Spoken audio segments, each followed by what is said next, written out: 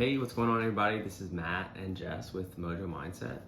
And in today's video, we are going to be doing a real estate overview of the portfolio that we've accumulated in just 3 years and how it can empower or even inspire you to get started in real estate, showing the different strategies that we did with house hacking and what you can do moving forward to begin your real estate journey.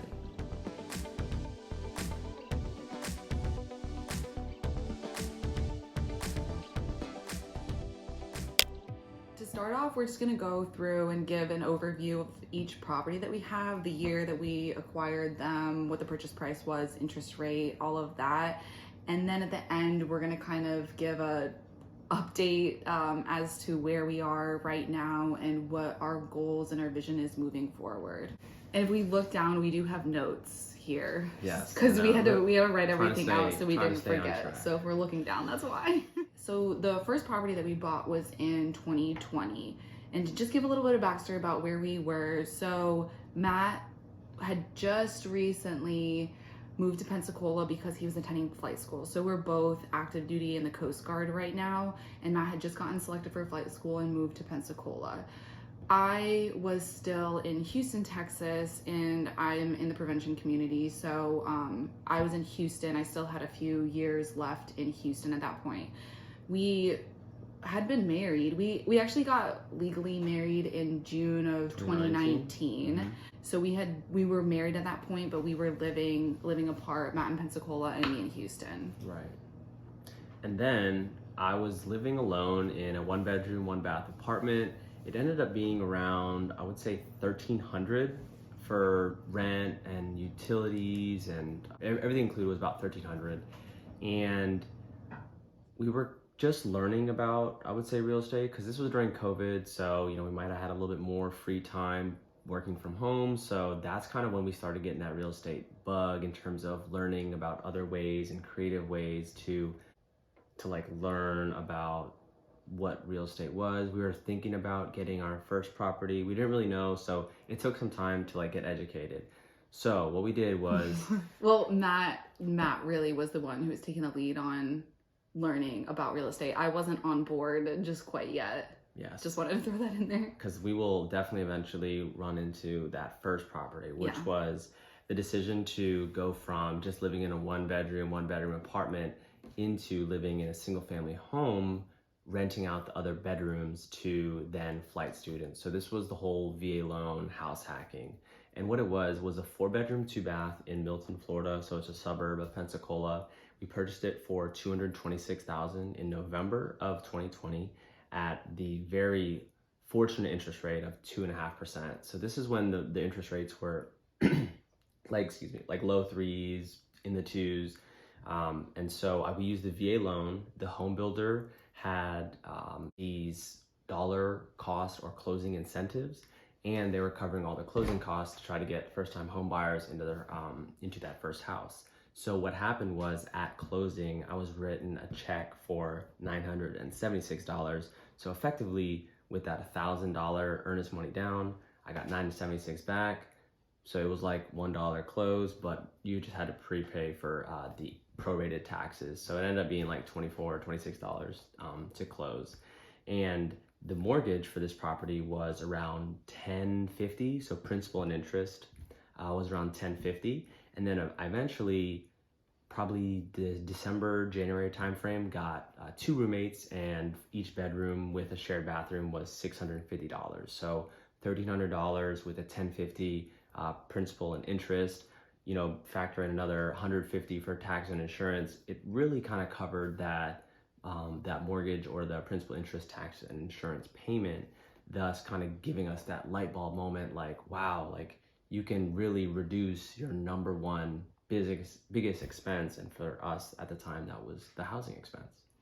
And I will say that even when Matt was going through this, this was COVID times and all of that, so I wasn't even visiting Matt that much. So I hadn't even visited or seen the property or really been physically involved in it. Right.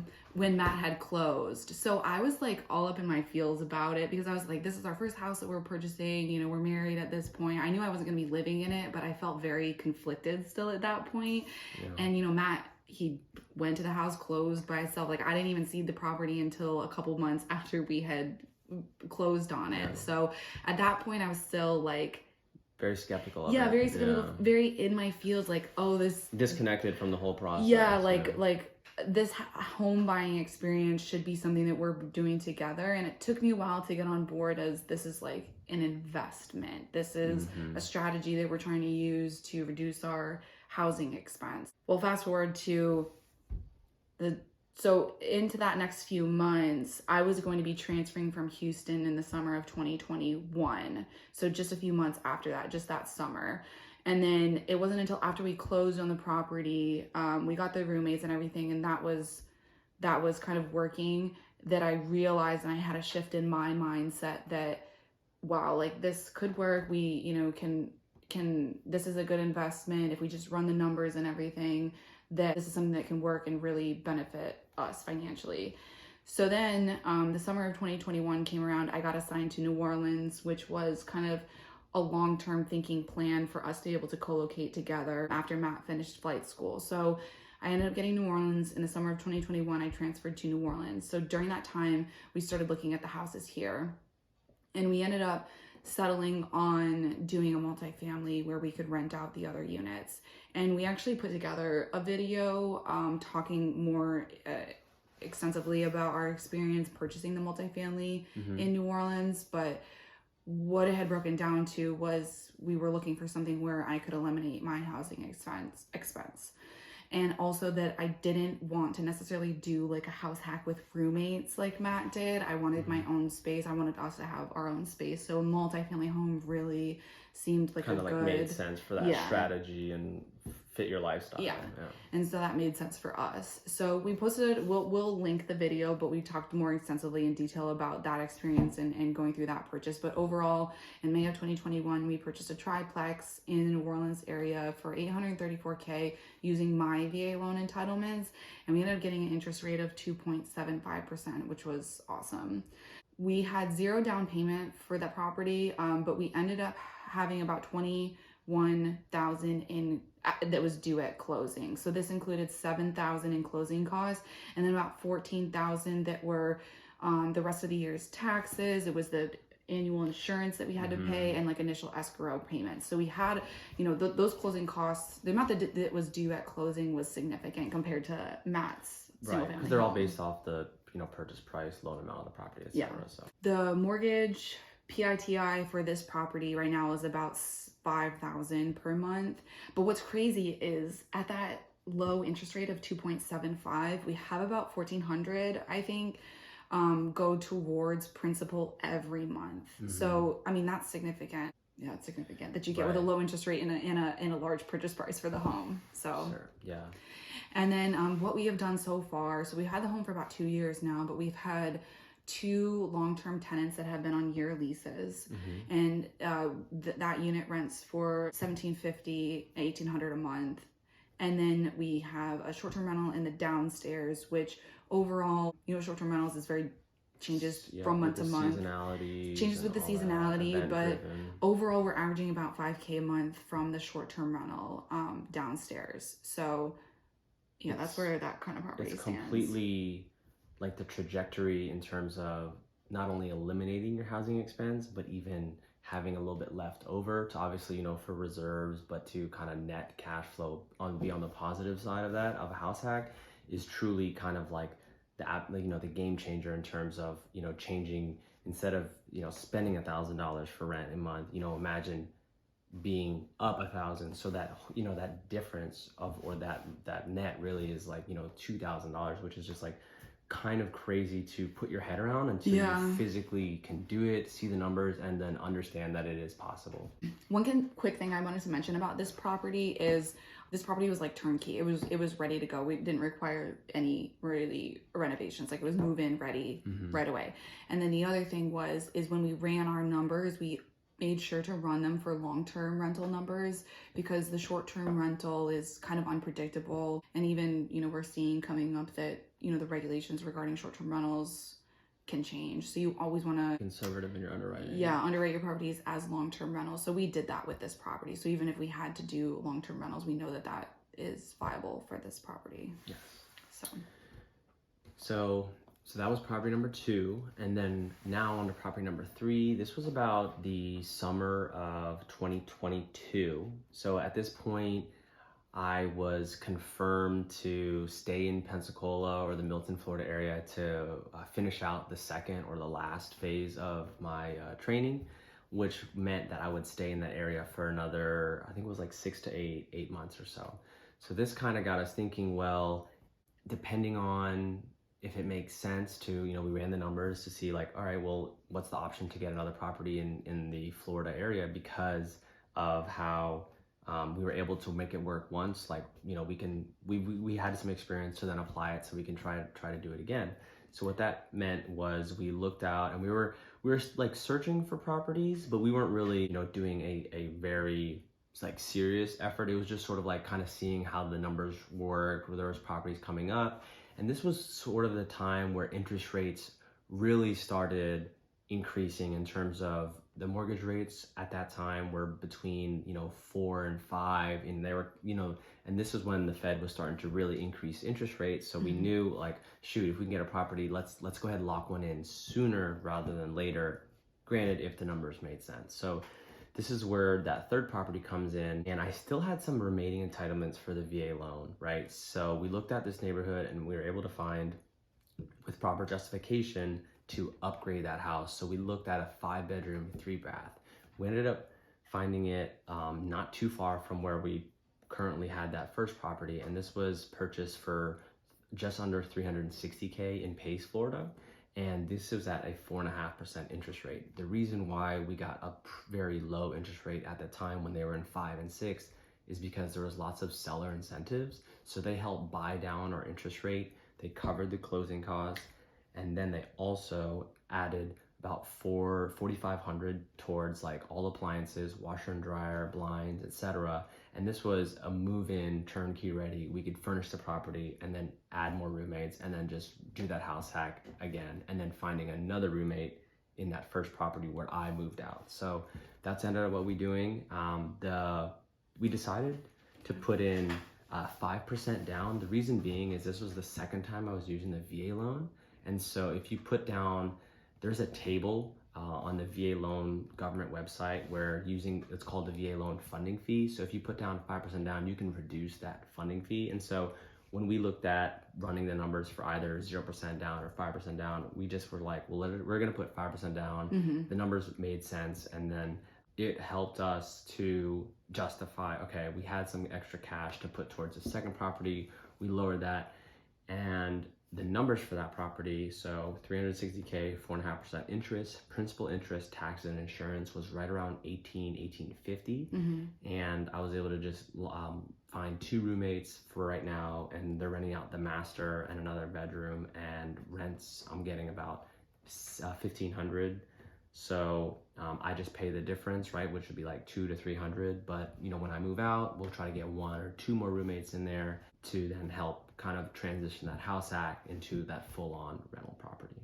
So to wrap it all up, we have in 3 years accumulated $1.4 million in assets under management for just around $37,000 out of pocket. The next step for us is that I'll be finishing flight school here in the next couple months. I'll be moving to New Orleans, and I'll also move into this unit, carry out that house hack.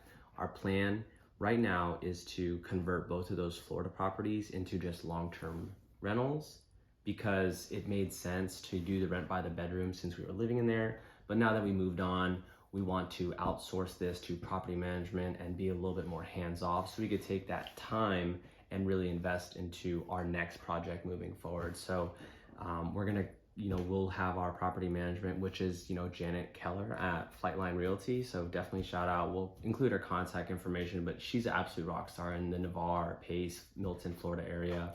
She just gives so much value and content and shares, all her experience and education. So nothing but great things for her company, and that just recently launched. But the first property, we're gonna do a long-term tenant, and we can get roughly between $2,000 and $2,200.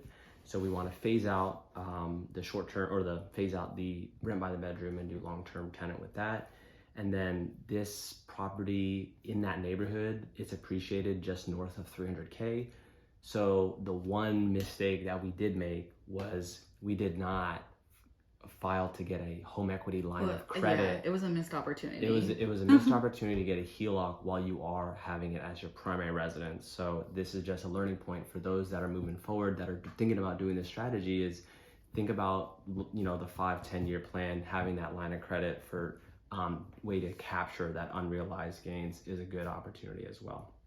And then property number 3, that will also be phased out from rent by the bedroom to a long-term tenant. This typically won't happen until the fall, but we want to, you know, turn that over to property management, and comps are between like 2,800.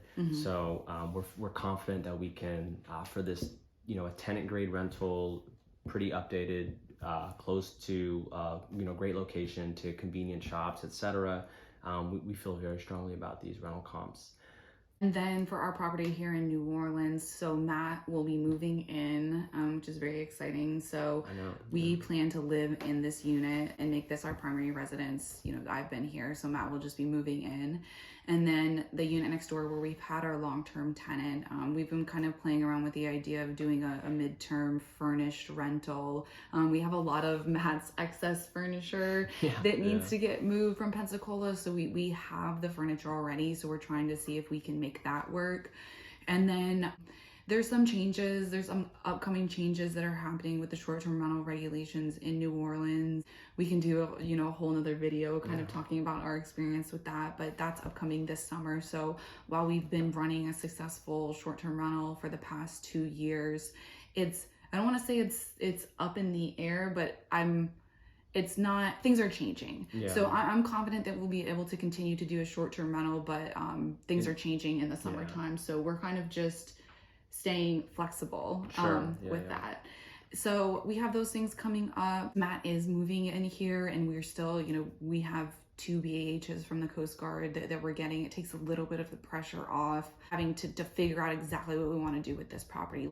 And to also consolidate living expenses, because we've been living apart for 4-ish years now. So to like finally consolidate some of those living expenses, the food, the travel, like we're traveling, driving back and forth between New Orleans and Pensacola. And just the time that we're going to get back to. Yeah, so we think really being able to consolidate, hone in, and kind of get a better feel for what our monthly expenses are going to be living under the same roof will be pretty valuable to kind of tap into seeing what is possible in the future for what it looks like in a numbers perspective. And then we've kind of always joked with each other, I guess, that since 2020 we've gotten a property every single year. So now it's 2023 and we're like, are we gonna squeeze out? It's already April. We still have 3 quarters left. It's not too late. Are we gonna be able to get another property? So that's something that we're looking at. And since Matt's gonna be moving in, he's gonna be PCSing, he's gonna have his orders, there's the potential for us to get another owner occupied, some sort of property in New Orleans. So our plan kind of moving forward is, we've filed our taxes, we've shown 2 years, we've had 2 years of rental income from, our properties. So since we've done that, we plan on kind of going to a lender and seeing what our options are and seeing if we can make it work with the current market in New Orleans for that. So that's kind of a update on where we're at, where we've been so far in our real estate journey. Do you have anything that specifically that you want us to talk about, have questions about or anything, just drop it in the comments. Or you can also follow us on our Instagram at Mojo Mindset. A lot's going to be changing in the next few months or in weeks. And, we plan to share with that all as we kind of sort out those challenges. For sure. And we're definitely super excited to not only be able to be under the same roof, but also I think that'll give us more time to share and, output a little bit more regular content that hopefully you guys find valuable and adds value to your life and your real estate journey as well.